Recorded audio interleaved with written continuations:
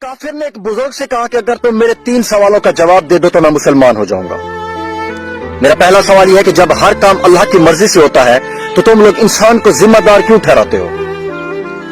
मेरा दूसरा सवाल यह है कि जब शैतान आग का बना हुआ है तो उस पर आग कैसे असर करेगी? और मेरा तीसरा सवाल यह है कि जब तुम्हें अल्लाह ताला नजर नहीं आता तो तुम उसे क्यों मानते हो?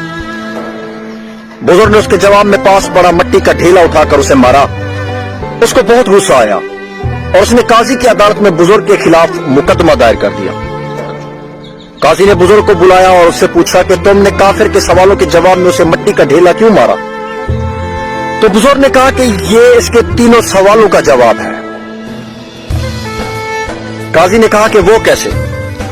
तो बुजुर्ग ने कहा कि इसका पहला सवाल था कि जब हर काम अल्लाह की मर्जी से होता है तो तुम लोग इंसान को जिम्मेदार क्यों ठहराते हो? तो इसके पहले सवाल का जवाब यह है कि मैंने ये ढेला अल्लाह की मर्जी से मारा तो ये इसका जिम्मेदार मुझे क्यों ठहराता है? इसका दूसरा सवाल यह था कि जब शैतान आग का बना हुआ है तो फिर इस पर आग कैसे असर करेगी? तो इसके दूसरे सवाल का जवाब यह है कि इंसान तो मिट्टी का बना है, फिर वो इस मिट्टी पर मिट्टी के ढेले ने कैसे असर किया? इसका तीसरा सवाल यह था कि जब तुम्हें अल्लाह ताला नजर नहीं आता तो तुम इसे क्यों मानते हो? तो इसके तीसरे और आखिरी सवाल का जवाब यह है कि इसे दर्द नजर नहीं आता तो इसे महसूस क्यों होता है? अपने सवालों के जवाब सुनकर काफिर मुसलमान हो गए।